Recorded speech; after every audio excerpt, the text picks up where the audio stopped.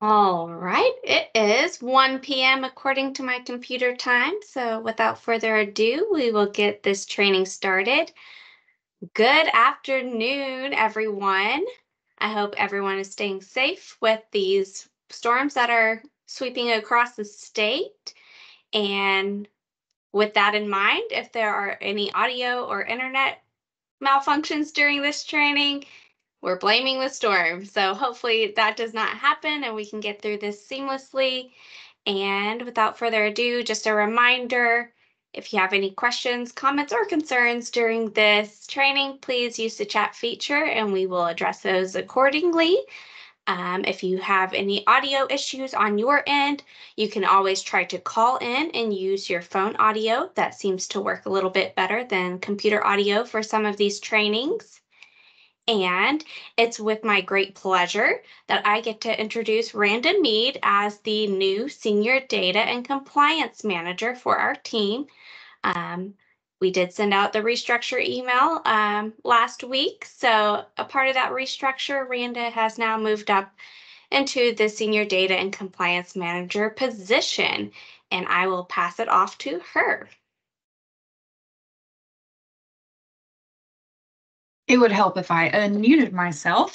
So thank you, Marlia. I am very excited to be here today and also to be coming at you as the Senior Data and Compliance Manager. I will still be working on summer feeding along with data and compliance things. And Wanda, I saw your comment to smile. So that definitely got a chuckle out of me. And then Marlia, you said that you hope this goes seamlessly. So I was thinking, no pun intended. Um, all right. Moving on with the actual training. Today we're going to be talking about the seamless summer option, rural non-congregate feeding. As always, this is our strategic plan. We fall into the student readiness category. Tennessee Public Schools will be equipped to serve the academic and non-academic needs of all students in their career pathways. As we often say, you cannot feed a hungry child, and that is where we fall in as school nutrition.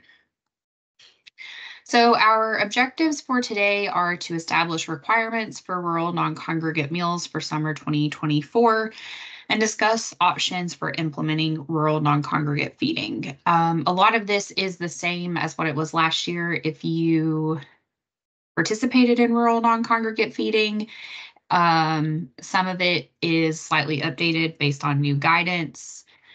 And there also is a lot of overlap with the regular SSO training that I provided, I think, about a month ago now. So some of this is a refresher, some of it's new. So the agenda, we're going to go over some general SSO requirements. Then we're going to talk about rural non-congregate requirements. And then we will also talk about the SSO application process. So first, let's talk about those general SSO requirements. So for state agencies, our job is to recruit sponsors and publicize sites, provide training and technical assistance to sponsors, monitor sites, process claims, and distribute reimbursements to sponsors. You, the SFAs, are the sponsors. So your job is to recruit sites and provide them with training and technical assistance, monitor sites, report meal counts and submit claims for reimbursement to the state agency, and then also conduct outreach to families in the community. Then we also have sites, which are designed to feed and supervise kids, not as much of the supervising when you have a rural non-congregate site. But the important thing to remember is that a site is where the action is happening, for lack of a better word. Typically, we would say the site is where the meal is consumed. When it comes to rural non-congregate, the site is where the meal is distributed. Sites must maintain a safe environment and conduct outreach to draw kids to the sites. So SSO is a streamlined option for providing meals by continuing to follow several of the same operational requirements as the National School Lunch Program and School Breakfast Program, meal patterns and procedures for filing claims and determining student eligibility. So mainly it's just saying we're operating the same program. We have all of the basic requirements, meal pattern, procurement, crediting, um, production records, all of those things remain the same. It's just a little bit different because it's happening in the summertime. So some similarities, again, it's the same meal pattern.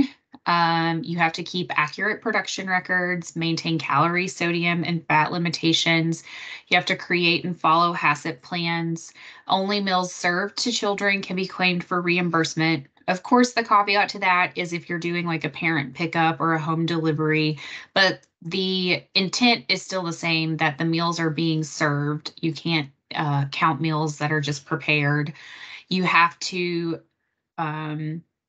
keep accurate meal counts. And then for non-congregate, meals actually don't have to be consumed on site, but the basic program requirement would be that meals are consumed on site. So we have area eligibility requirements. Sites to be area eligible must be located in an area in which poor economic conditions exist. So if you have a site that's area eligible, then all of the students or children who come to that site eat at no cost. So this is established through either school level data. So the site is located in an attendance area of a school where at least 50% of enrolled students are eligible for free or reduced price meals, or it can be determined by census data. So the site is located in a census block determined to have at least 50% of eligible children for free or reduced price meals.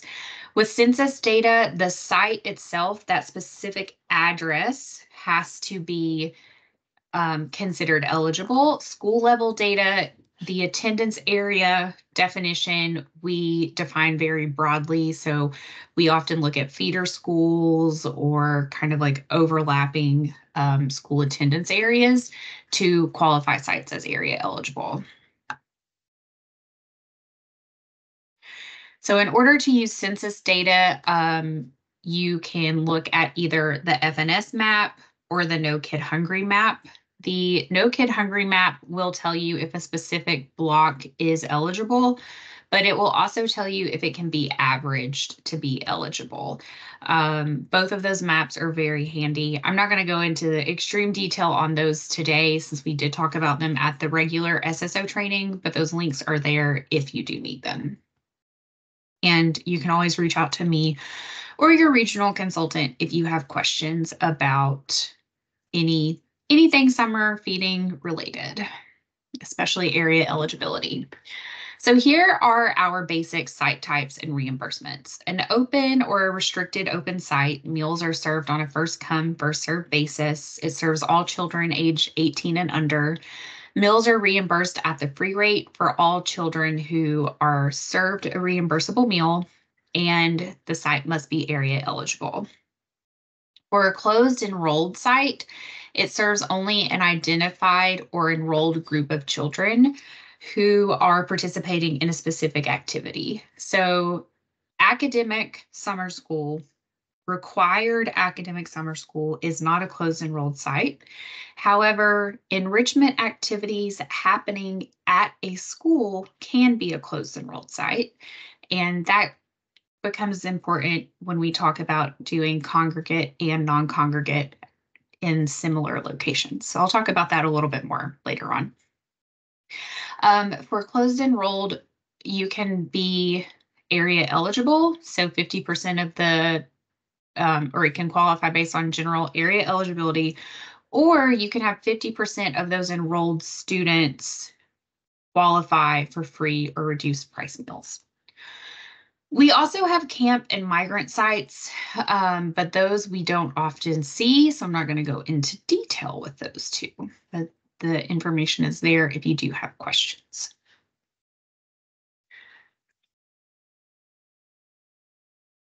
Okay, so this is a new site type. It's a conditional non-congregate site. And honestly, it's a little wonky how it works out, but we're going to talk about it. If you have questions about it, I'll do my best to answer them. I'm honestly still fully wrapping my head around the concept and how it works. So a conditional non-congregate site, it has to be established in an area that is classified as rural, but does not meet area eligibility requirements. So if you have a place that is rural and you wanted to do non-congregate, even though it's not area eligible, this would be an option. So you have to maintain individual child eligibility. Only meals served to children eligible for free or reduced price meals are reimbursed. They are all reimbursed at the free rate. And even though you're only being reimbursed for meals served to eligible students, you cannot overtly identify eligible students. So USDA's suggestion on how to make that happen is to either have someone pay for those non-eligible students from a non-federal source, or to have students who are not eligible for free or reduced price meals pre-order and prepay for meals that they will be picking up. Like I said, it's very different than our typical sites and how they work, but it is an option. And if it would apply to anyone, I'm happy to talk through those details with you and see if we can figure it out.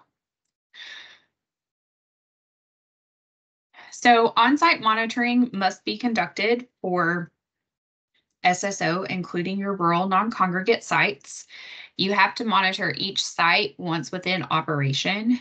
At minimum, you must review the site's compliance with meal counting, claiming, menu planning, and food safety requirements. And you must include whether the site being monitored is congregate or non-congregate. I have linked our current on-site monitoring form, which has not been updated to include the option to state whether the site is congregate or non-congregate, but you can easily add that when you're doing your on-site monitoring. So I do just want to make it clear that that is a new requirement from USDA for on-site monitoring of non-congregate sites. You have to say that it's non-congregate. Administrative reviews. So if you operate SSO the summer following your administrative review, the SSO program will be reviewed. That has not changed. What is new is that if you are receiving an administrative review and operating non-congregate, we will be selecting 2 instead of 1 site for review. So we will have to review 1 non-congregate and 1 congregate site during your review.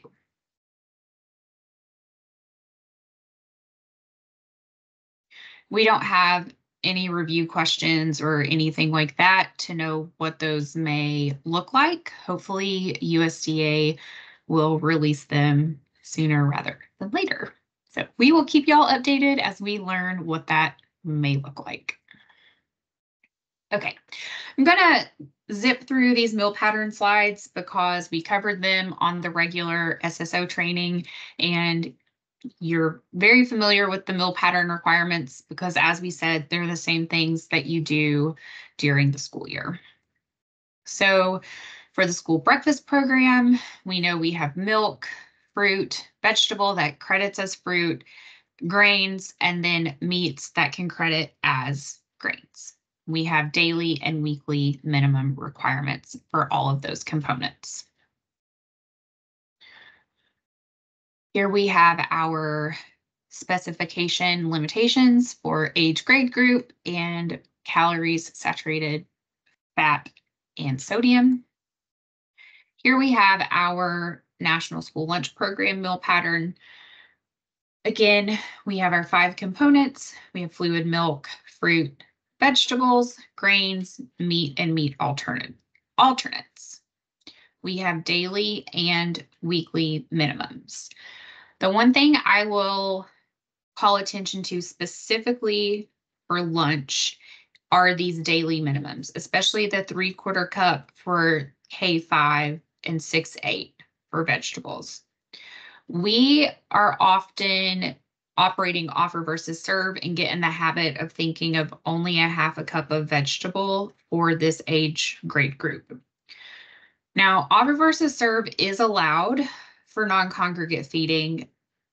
However, I'm not aware of anyone truly operating offer versus serve with non-congregate feeding. So that means that daily minimums must be provided with all meals. So you need to make sure that you're providing 3/4 cups of vegetables for the K8, and then that you're providing in 1 whole cup of fruit for, 1 whole cup of fruit and vegetables for the 9-12 age grade group if you're not implementing offer versus serve. Here are your weekly requirements for vegetable subgroups. We have dark green, red, orange, bean, pea, legume, starchy, other, and then additional vegetables to reach the overall total weekly requirement of vegetables. Here are our dietary specifications for the lunch program. And this is one thing that I do want to call attention to and talk about more specifically, and that is the requirements for short and long weeks. So when you're operating non-congregate, we often see that you're providing more than 5 days of meals, which means there are specific requirements that you have to continue to meet.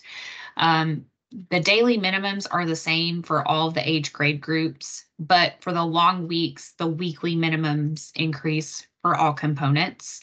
And then for long weeks, there is only an increase in the additional vegetable subgroup. So you don't have to provide additional red, orange. You just have to provide additional to reach the total requirement. I'm going to put this link is going to be in this PowerPoint, but I'm also going to show it on the screen, and then I'm also going to drop it in the chat. I'm not going to go, again, in super depth on this, but I do want you all to have this. So this has your requirements for 3-day weeks, 4-day weeks.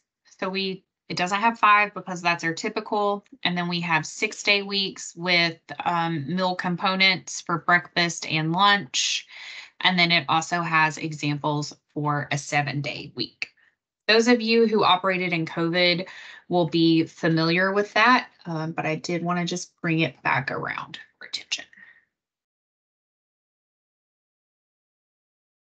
Okay, so now let's talk about what we're all actually here for, and that is the details around non-congregate meals. It's meal service available in rural areas. So first, I just want to lay out the guidance that has been provided. At this point, we have 4 policy memos that are relevant to our current non-congregate operation, in addition to the CFR. Most of the CFR is actually derived from the SFSP regulations. So they're not in our typical regulations, but even though it is technically SFSP, we still follow those when it comes to the non-congregate pieces. So we have SPO5-2024, which is implementation guidance for the rural non-congregate option, provisions of the interim final rule establishing the summer EBT program and rural non-congregate option in the summer meal programs, which is an absolute mouthful. Then we have SPO6-2024, rural designations in the summer meal programs revised. That one is really what expands the definition of rural. That allows a lot more of Tennessee to operate rural non-congregate. And then we have SP13 and SP15-2024, which is non-congregate meal service in rural areas, question and answers number 1 and number 2. So in general, non-congregate meals may only be served in an area that meets the guidelines for rural designation. Last year, a lot of our state did not classify as rural, which was laughable at best, considering how they had everything classified. This year, the map is much nicer to us. And if you have a site that does not classify as rural, you can still request that you be allowed to operate there. However, we have to submit that request to the USDA regional office, and then they have to submit that to the national office for approval. I have a couple of requests outstanding with USDA, so I can't really give you an idea of what that time turnaround may or may not look like. So it has to be located in an area that does not have congregate meal service. It must be located at a location that meets area eligibility requirements, unless you're operating a conditional non-congregate site, and it's not intended to replace congregate meal service. I do want to talk a little bit more about must be located in an area that does not have congregate meal service. There's not a specific definition exactly for what is an area or what that distance might be. And last year, we allowed a closed enrolled site to operate at the same location in a congregate setting as we did a non-congregate site.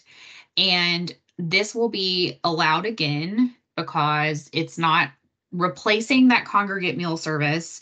And we know that there's not going to be overlap because you're serving two very separate populations. So we will once again allow you to do that.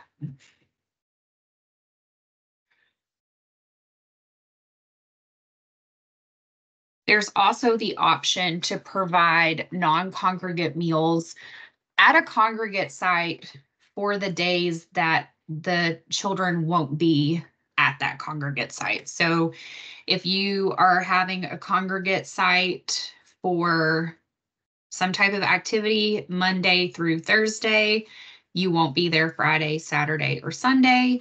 On Thursday, you can provide the 3 additional meals in a non-congregate setting if you meet the rural requirement for those students for the weekend.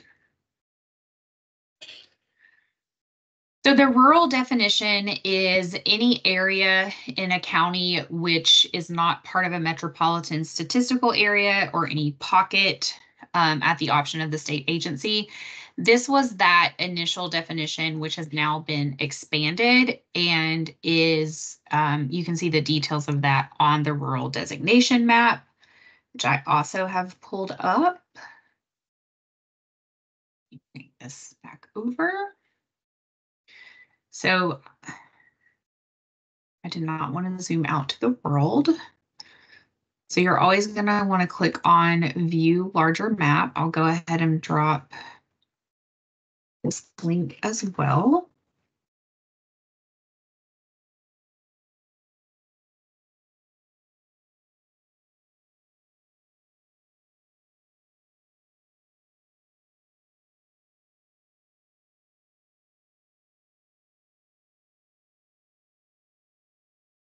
Here is Tennessee. Green is considered rural. So you can see most of the state now does meet that rural classification. We have some specific areas that are not considered rural. But like I said, the rural pockets are still an option. If that's something that you're interested in and you don't qualify based on this map.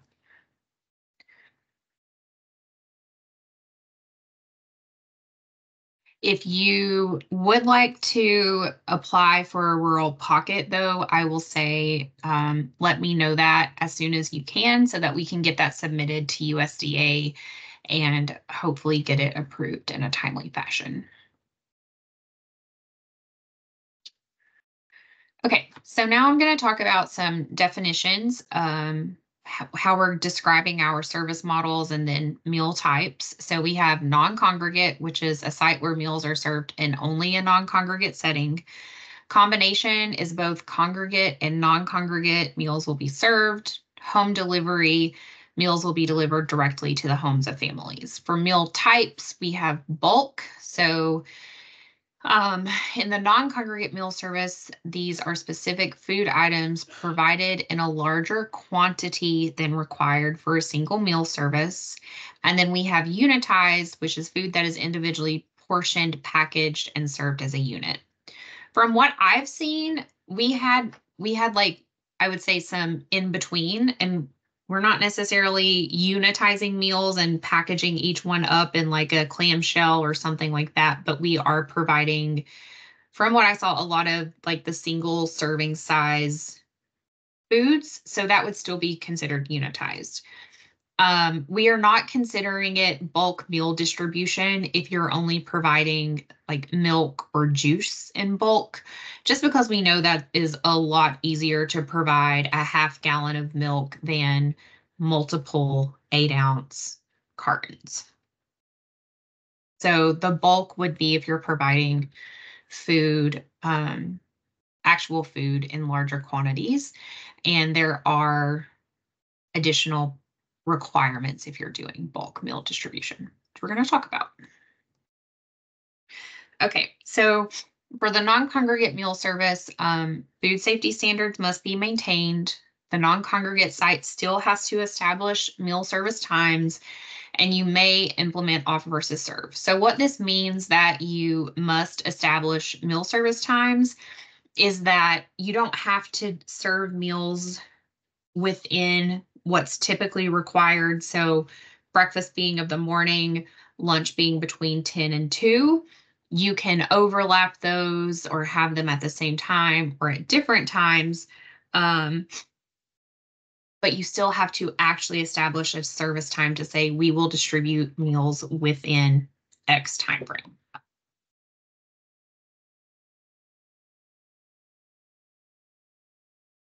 Okay, so this has been a point of conversation, and that is the number of allowable meals. I'm gonna take a drink of water. Okay. So when providing unitized meals, you may provide up to 10 days worth of meals.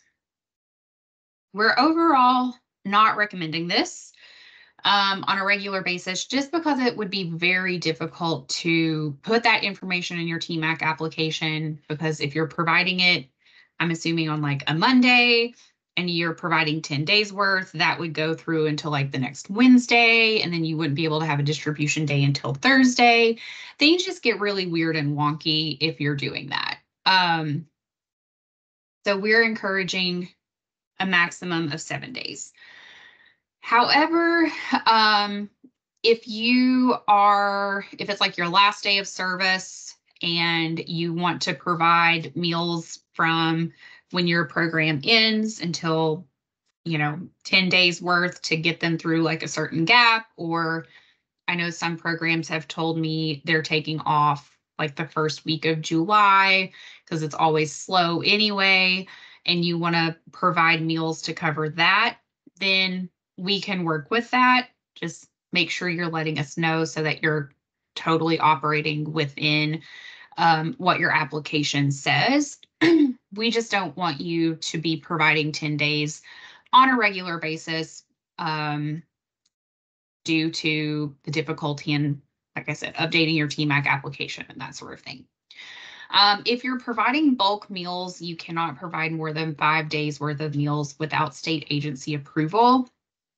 And we're requiring some additional questions no matter how many days of bulk meals that you're providing, just to meet the USDA requirements. So you would just explain that on the supplemental application, which we will be talking about.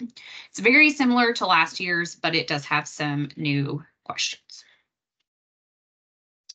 So if you are doing bulk food distribution, you must ensure the following when using bulk food items. Again, this does not apply if you're only providing milk or juice in bulk. So required food components for each reimbursable meal served must meet the meal pattern requirements. Obviously, that's still required for milk and juice. All food items that contribute to a reimbursable meal are clearly identifiable. Menus are provided and clearly indicate the food items and portion sizes for each reimbursable meal. Food preparation, such as heating or warming, is minimal, and the maximum number of reimbursable meals provided does not exceed the number of meals that can be provided over a 5 calendar day period. Again, you can get special permission from us to approve that. And then the piece about food preparation, such as heating or warming, is minimal. The actual regulation does state that you can submit a request to us, which has to go to CIRO, which then has to go to the national office. If you do want to provide meals that would require additional preparation, so we do have one of those requests in. We will consider those on a case-by-case basis, but I do want to let everyone know since we have honored that for another SFA. Okay, so now let's talk about parent guardian pickup. Parent guardian pickup is allowed. You must have procedures and processes that ensure meals are distributed only to the parents or guardians of eligible children and that duplicate meals are not distributed. And then only parents or guardians may pick up meals for children. So I know especially during COVID and last year, it wasn't as explicit, but there would be like a neighbor or just any random person kind of picking up meals for children. That is not allowable. It does have to be a parent or a guardian who is picking up meals for the children. For home delivery, if you wish to do that, you have to advertise and make the meals available to all students. You can't just offer home delivery to a specific subset of students. You must obtain written parental consent before implementing home delivery. Each address along the delivery route must be classified as rural. The child does not have to be present when the meals are delivered.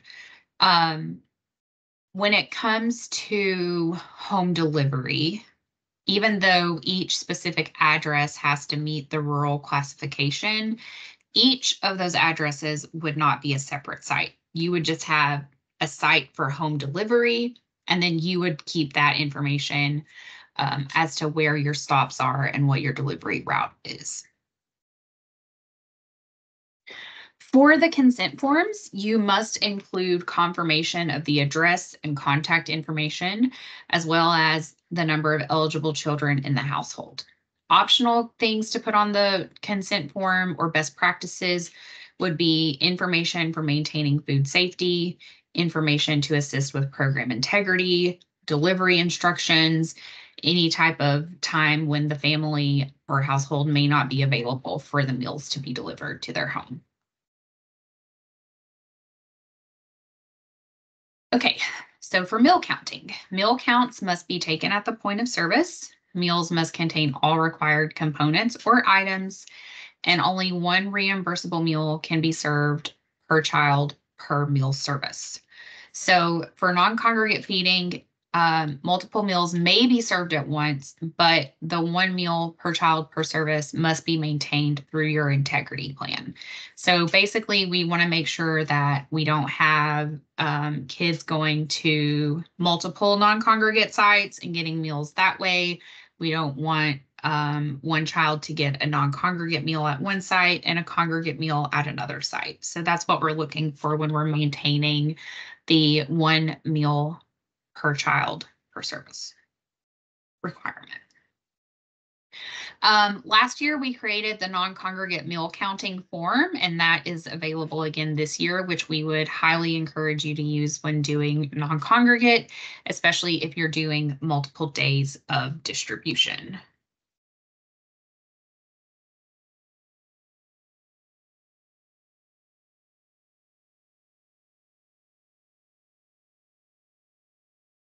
For parent meal pickup, does the child have to be present? No, that is the whole premise of allowing parent guardian pickup. So that is allowing a parent or guardian to pick up a meal on behalf of the child without the child being present. If the child is present and taking the meal away, then that is just regular congregate service. So again, on the non-congregate form, we have the number of meals distributed, the intended consumption dates, and then the total meals that are served. I have pictures of this and how it works. So for the non-congregate meal counting form, you would put the site name, site manager's name, the serving date, the number of days meals are distributed for. So they're serving 7 days worth of meals, the intended consumption dates, and then you would mark off a tally for each child. That is pack of meals is served to. Okay, I see I have a question in the chat. Now I will come back to that. So the total number of tallies here, there were 34 meal packs served times 7 days of meals is a total of 238. This prevents you from having to try to mark 7 tallies for each meal pack that is distributed or trying to have to communicate that on your form somehow. We've created a form that allows you to calculate that. So I feel kind of silly for not addressing this to start with, and that is my major apology, but there's a question, what is the difference in congregate and non-congregate feeding? So let's back up and talk about that. For regular summer feeding, the requirement is that the meal must be consumed on site. So none of those meals can be taken away. You have to serve like a breakfast separate from a lunch. Non-congregate means that the meal can be consumed not in a congregate setting. So they don't have to stay there and eat the food all on the site at the same time. So again, my apologies for not explaining that from the get-go. Definitely need to include that requirement or that definition when I talk about this in the future.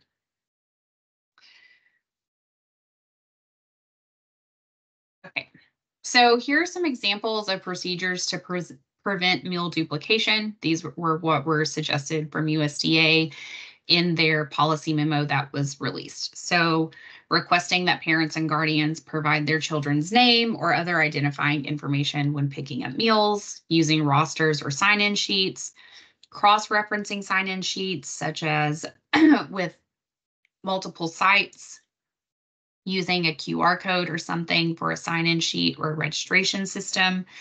So those are examples to prevent meal duplication. Those are not necessarily required. They're just ideas and suggestions because we always do want to balance program integrity with also making the meals and the program available to children. So if you were doing some type of sign-in sheet or sign up, you would also need to make sure that you're not just limiting it to that if you're still doing an open site. At non-congregate sites, this is another question in the chat, can they be served 2 meals, breakfast and lunch, for multiple days? Yes, they can be served 2 meals for multiple days. So you could serve on Monday, you could serve, let's say, 3 meals of breakfast and lunch to be consumed on Tuesday, Wednesday, and Thursday. So yes, that is possible.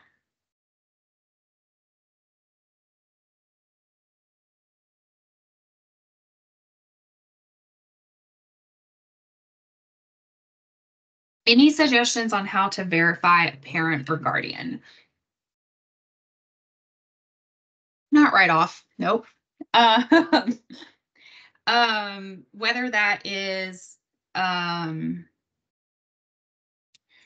having the parent or guardian sign to say that yes, they are the parent or guardian, You know, I don't think that we're expecting them to show ID when they come to pick up meals.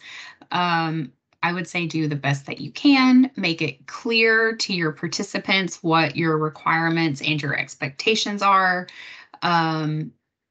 This ultimately becomes a balancing act of what is truly feasible and what we can do to maintain program integrity. So I would put that in your communication. I know I've seen, like I said, some sheets that just the parent is attesting that, yes, they are the guardian.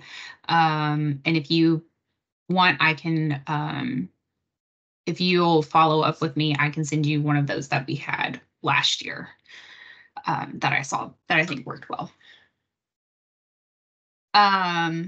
So this is a continuation of the daily of what's allowed with whether or not you can serve the 2 meals. So you can serve up to 2 meals per child per day. So we have the allowable combinations are breakfast and lunch, breakfast and snack, breakfast and supper, lunch and snack, snack and supper. The big thing that you can't do is you cannot serve both lunch and supper to the same child because it's basically the same meal.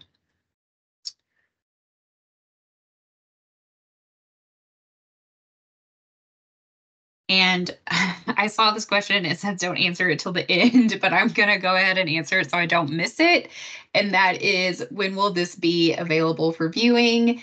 And Brittany is already on top of it. She says the recording should be available by tomorrow, and then we just have to make sure that we get it sent out in a timely manner.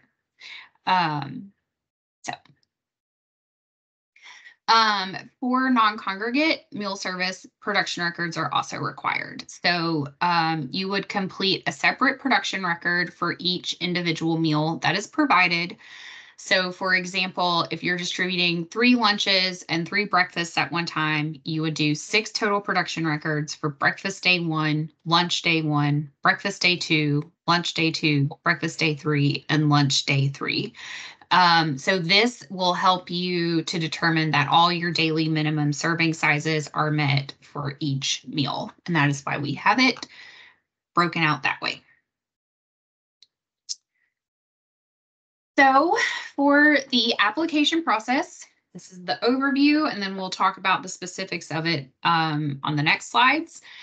You're going to submit, this says to operate 2023, that should actually be 2024, a form to me and Latricia will be working on those.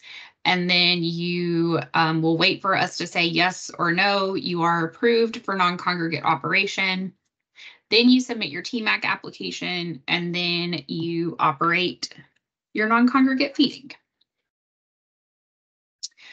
Also, going back to meal counts, I know I said that they would be, you have to take them separately for non-congregate. There will be a new field added to the claim for you to put specifically the number of non-congregate. It looks exactly the same as your regular claim. It just has a description of non-congregate. So we don't have the final mock-ups of that from TMAC, but I will let y'all know when that is fully available. Okay, we have another question. At non-congregate sites, can the child pick up multiple meals for multiple days if it is a neighborhood site, or is it mandatory that parents pick up meals? The children can pick up meals, and I would encourage that over allowing parent pickup. So just like in the regular summer feeding program, the meals can be served directly to the students or children. The parent pickup is essentially a flexibility that you could provide meals to parents instead of children. I think for program integrity standpoint, providing them directly to the children is optimal, but it is allowable that you can provide them to parents without children being present. Okay, so let's talk about the application process. I'll keep my eye over here to see if we have any more questions. Okay, so like I said, there's a two-part process. There's a supplemental application and the TMAC application. So for the supplemental application, there will be questions that everyone has to answer. So describe the process to ensure integrity of the program when utilizing non-congregate meal service models. How will you ensure that a child does not receive more than the maximum number of allowable meals? And then just telling us a little bit about how you will keep your non-congregate meal counts separate. I will show that very quickly, what it looks like. We are still waiting the final sign off and approval.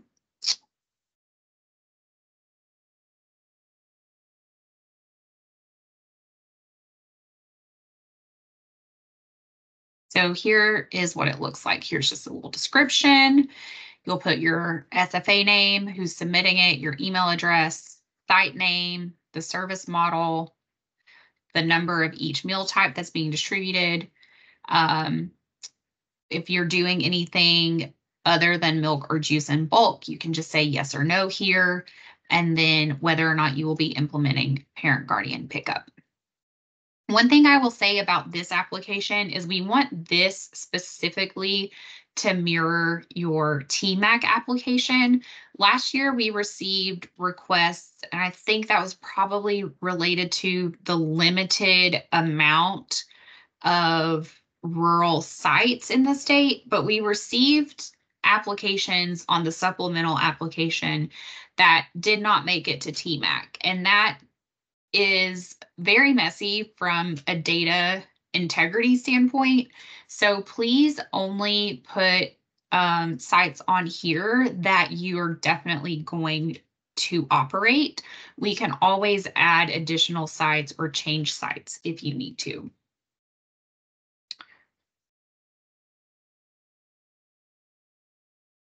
Okay, so we talked about those questions, and then the additional questions. If you're doing parent guardian pickup, you have to let us know how you plan to ensure a parent or guardian is only picking up one meal per child, and how you will verify that only parents or guardians are picking up meals for children. Then we have home delivery questions. So if you're doing home delivery, you only have to answer these in that case. So what is your process for obtaining the required parental consent, and how will you identify and invite eligible students? And then we have specific questions for the bulk meal distribution. These are the same requirements that I read through earlier. And you're saying that by signing and submitting this application, you're agreeing to meet the above requirements. If you're doing bulk, you have to let us know how health, safety, and sanitation of those bulk meal items will be maintained. And then if you're doing bulk meal distribution, you will also have to provide a 1-week sample menu, including any required food preparation and communication to be sent to families that identifies food items and portion sizes for each reimbursable meal. So the biggest changes on this form, I would say, are related to bulk when comparing to what we had last year.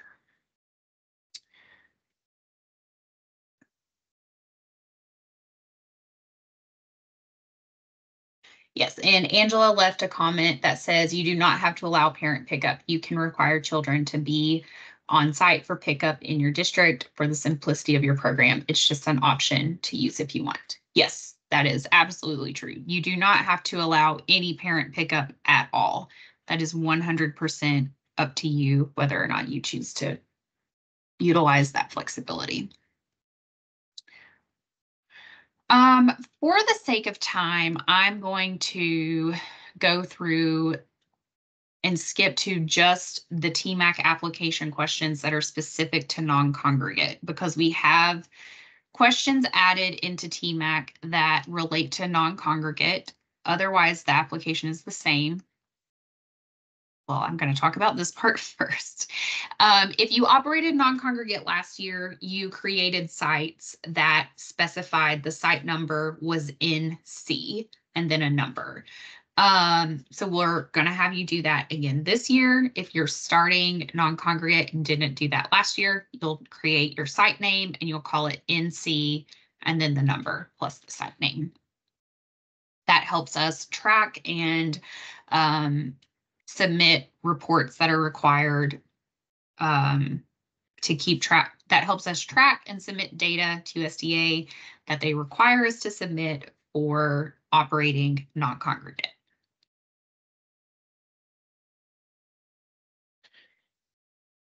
So all of those questions are the same. This is what is new and what I really want to focus on. So these questions are specific to non-congregate. So do you plan to provide non-congregate meals at this site? You can answer yes, no, or both.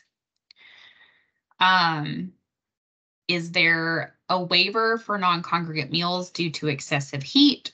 Are you requesting this site be included?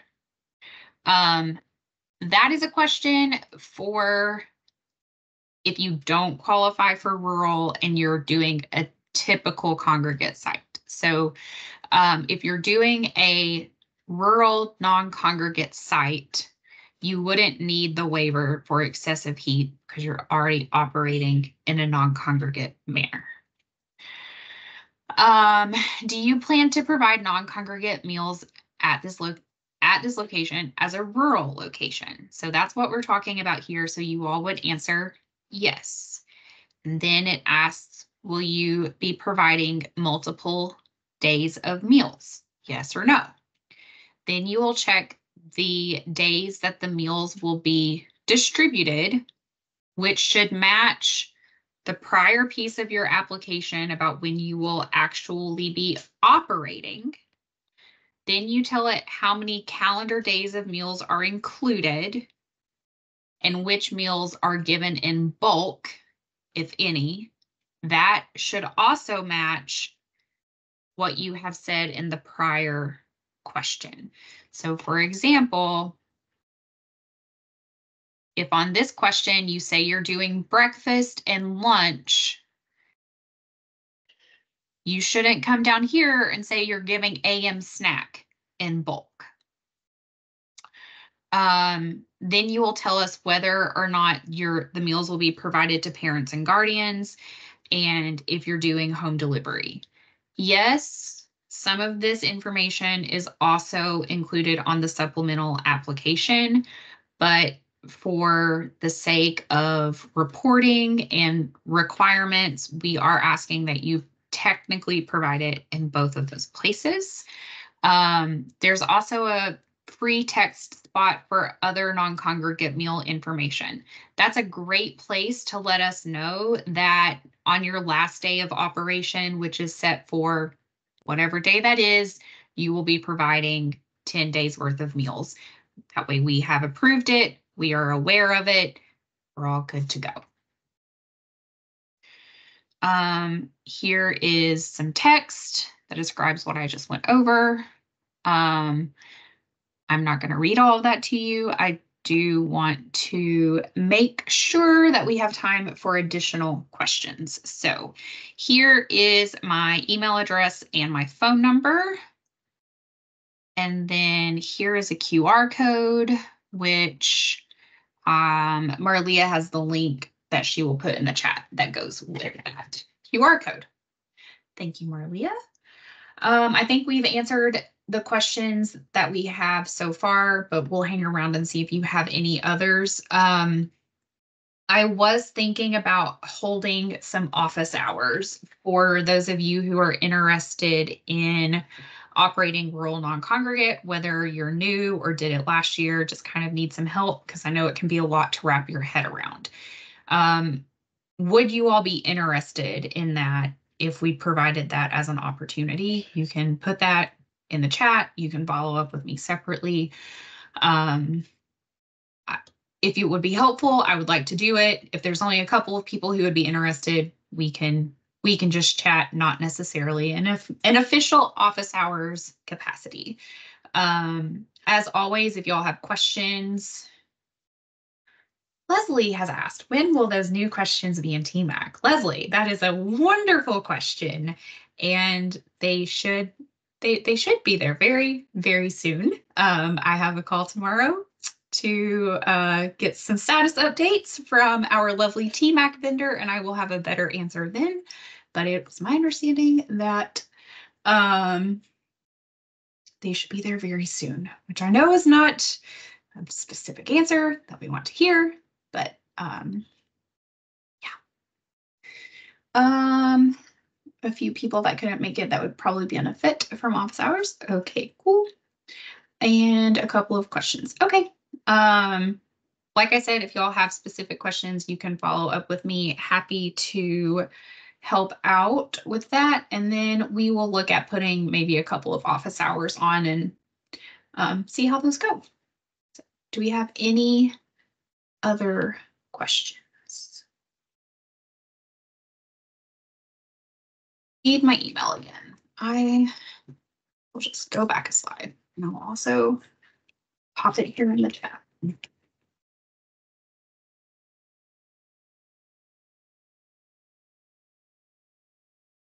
Marlia beat me to it, but I also added my phone number. So, all right. Okay, I'm not seeing any more questions at this time. Like I said, feel free to reach out at any time when you do have questions.